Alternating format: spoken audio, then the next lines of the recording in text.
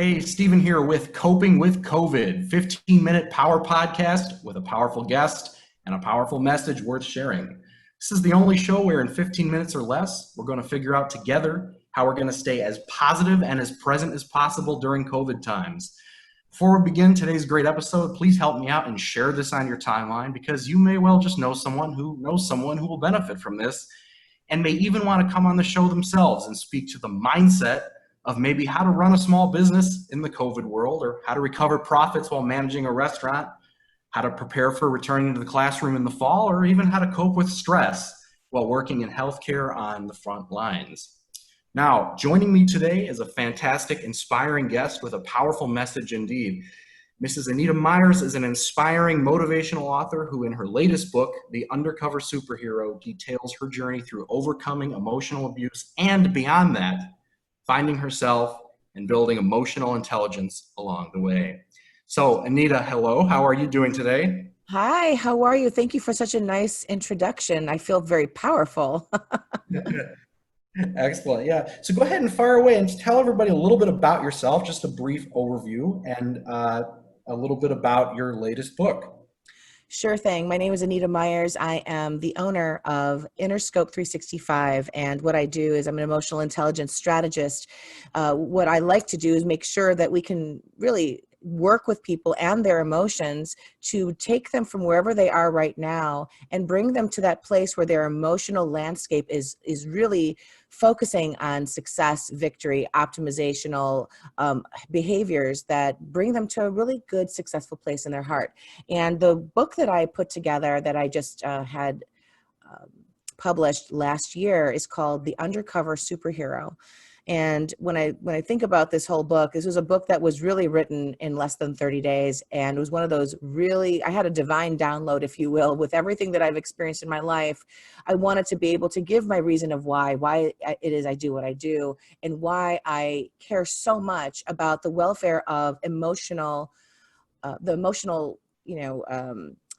stance of how people are, the status that people are in, where are they emotionally? Because that is such a neglected area. We're looking at IQ all the time, which is wonderful, but Mhm. the EQ is so important. If it can be delivered with the same amount of passion and love and respect towards whatever it is we're looking for, it really makes a difference in what emotion we choose to make sure that happens. So this book was really about what it's like to live in the shadows of emotional abusers and what it takes to step out of that into your own powerful light. And that's through emotional intelligence.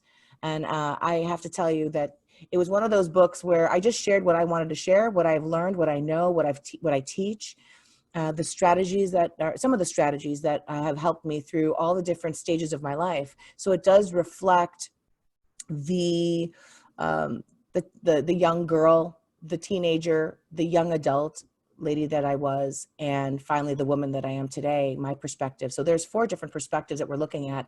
It's not just a female-based experience, because I know that emotional abuse is it doesn't discriminate. So it doesn't matter who you are, where you come from, what status you hold. There are people all over the world that experience emotional abuse. And it's time to be able to redefine wellness through the engagement of emotional intelligence, so we can eradicate this whole horrible nonsense of emotional abuse that really brings so many incredible people to their knees. Hmm.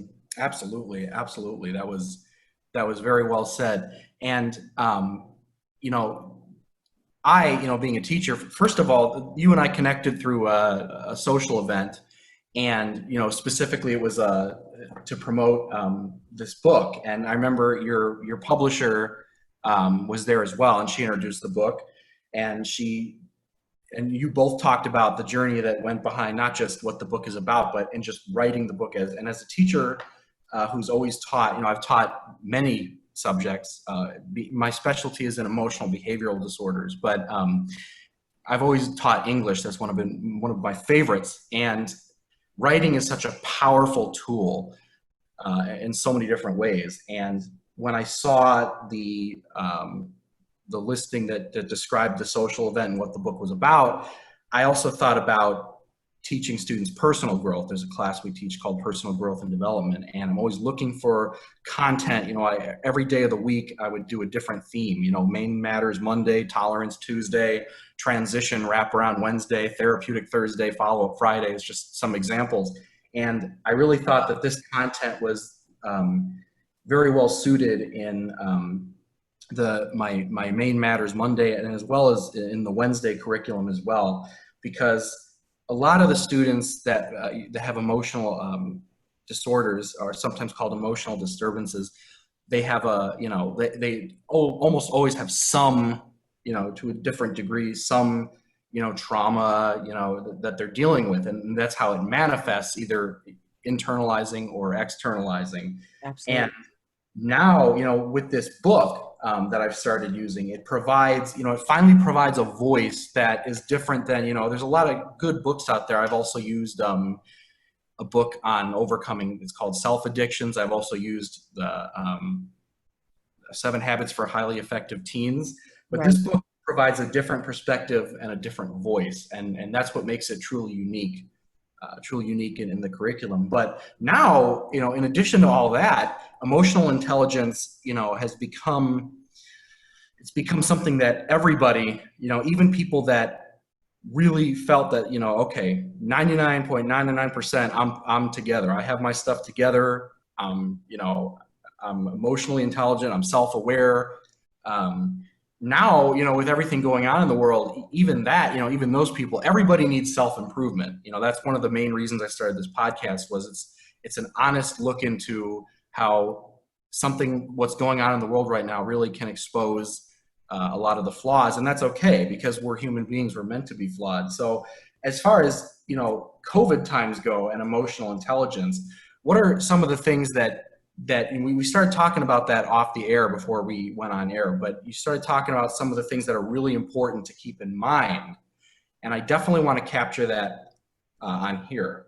Yes. Well, wow. I just loved everything I just heard. I'm just sitting here soaking it all up, thinking that, that if you found what the voice was in that book to share, powerful enough to share with your class of students that are, learning about improving, I am so happy to hear that. So thank you for doing that and finding that to be interesting enough to share a new type of voice into that world. Because yes, books can be really boring.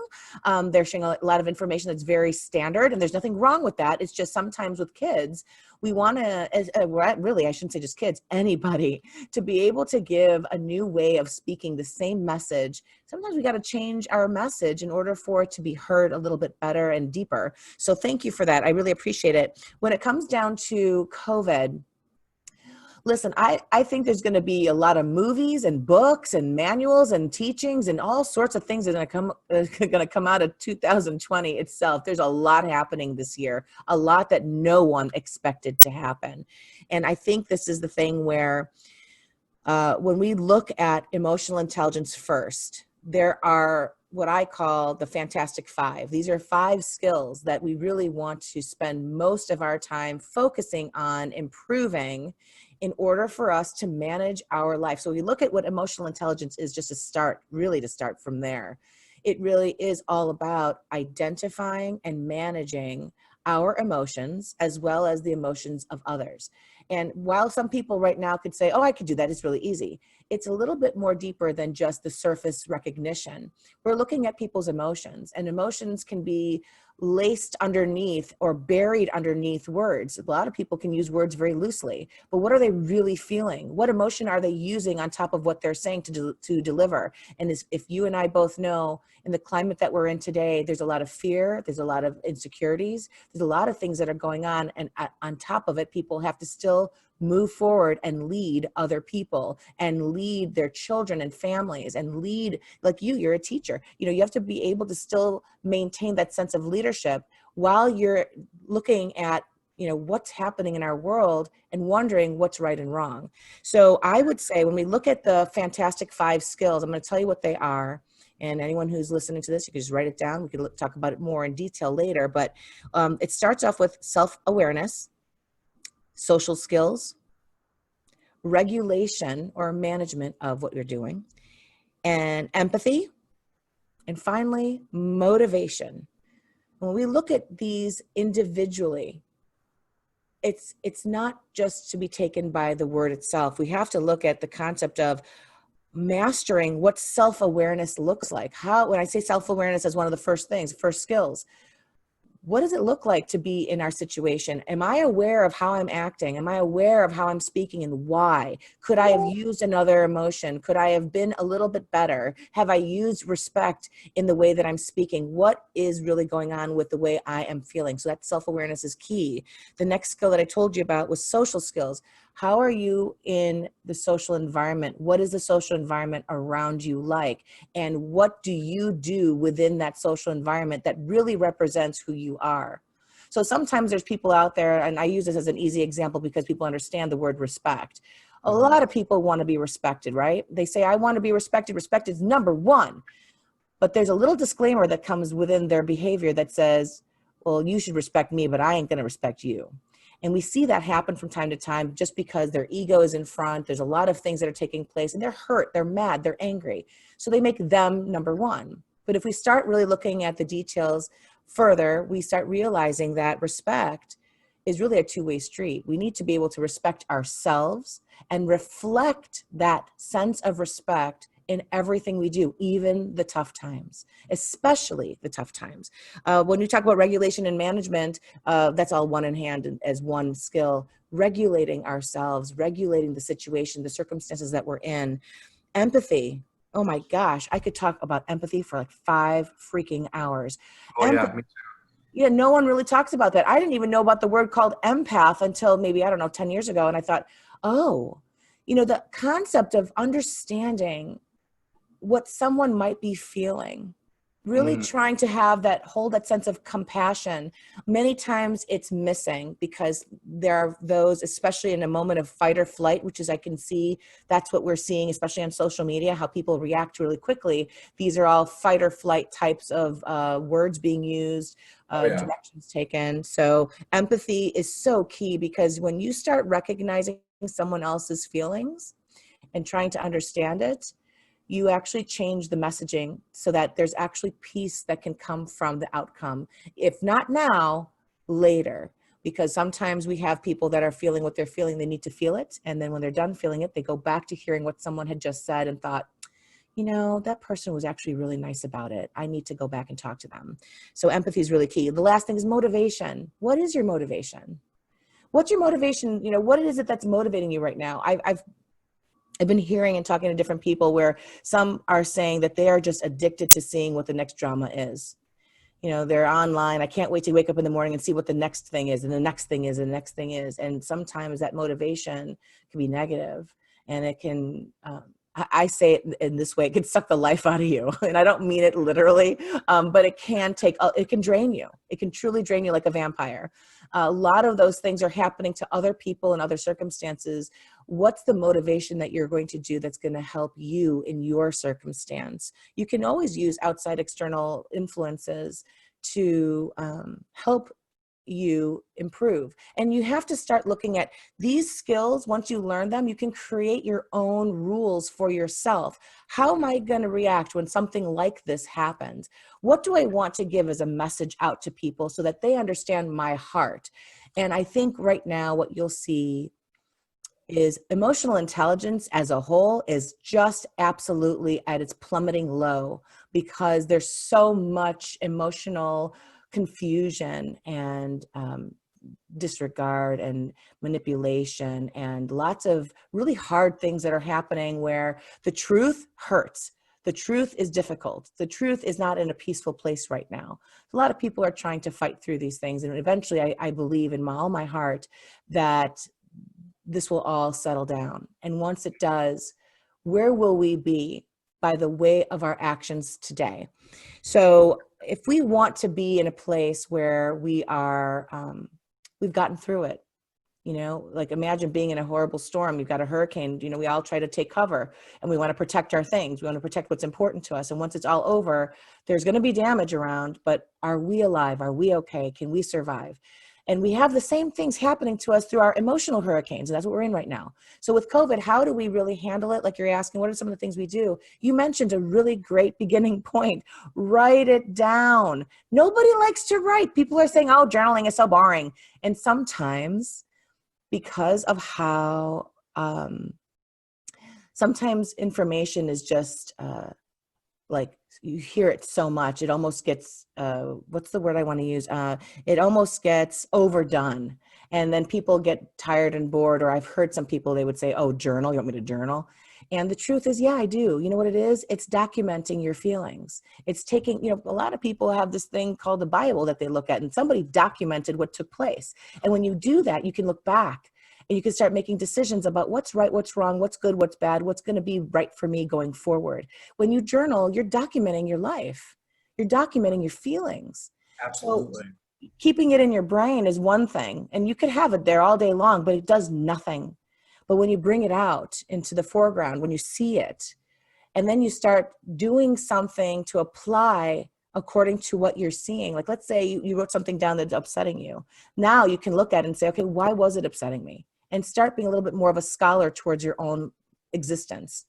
And when you find out what's going on that's not working so right for you, now what do you get to do? You get to look at all of your options. Start thinking about what it is that I want to do to improve where I'm at, because I don't want to feel like this anymore. Right.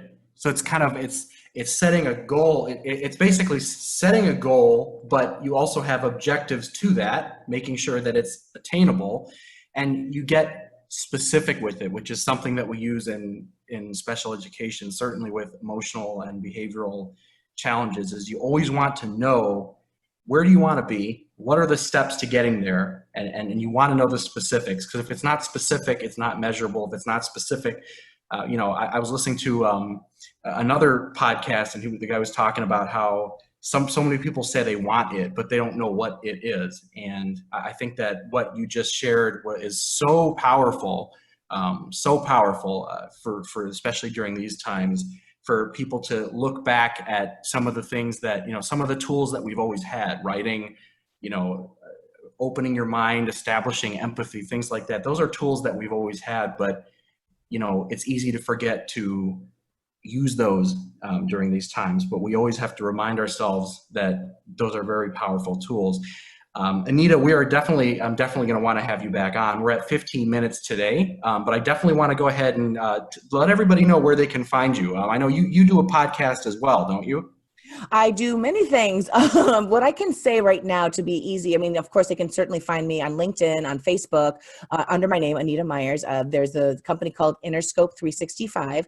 If they want to email me with more information of what it is I do and how they can, get connected with me, I do have a pretty easy and I would say it's a type of quiz that allows you to start looking at where your emotional intelligence score could really be. And I'll tell you my email address, which is Anita@interscope365.com. And if I could leave with one thought or two things I want people to start thinking about, who's watching this or listening to this and hearing about emotional intelligence, now knowing what the definition is and some of the things that we just talked about real quickly, I want them to start thinking about, how are you really emotionally handling what's going on today? Intellectually, we know what we're doing, but emotionally, where are you at? What does your emotional landscape look like? Is it a tattered and torn battleground? Does it need to be, refined and strengthened? Do we need to reinforce some of the thoughts that you have so they can really go forward and keep conquering certain things in your life, in their day, and the rest of this year? And on top of that, if you could build a blueprint to what your emotional landscape could look like, what would it look like? What would you do? What would you draw? How would it look? If you would like to work on those types of things and more, please, by all means, email me. Let me know that you're interested. There's so many different activities that I offer to hit different parts of our mind, because our mind always wants to light up so it can grow. And I know that we can grow through this experience of COVID and everything else that follows. So we could be victorious in the end. So I look forward to that. And thank you so much for your time and sharing your podcast with me. It was really nice to be able to share that information with you. Thank you so much for coming on. So please get in touch with Anita. I'll also leave the links when I post this on Facebook and YouTube. And I'll definitely invite you to have you back on. You've been a great guest. I really appreciate everything you've shared. For everybody else, please, I hope that in listening to this, you've learned from it. I hope you'll benefit from it, and I hope you'll share it. I call that LBS, just like my title, Learning Behavior Specialist, LBS, listen, learn, benefit, share. All right, everybody, take care. We will see you next time on Coping with COVID 15-minute Power Podcast, powerful guest with a powerful message worth sharing.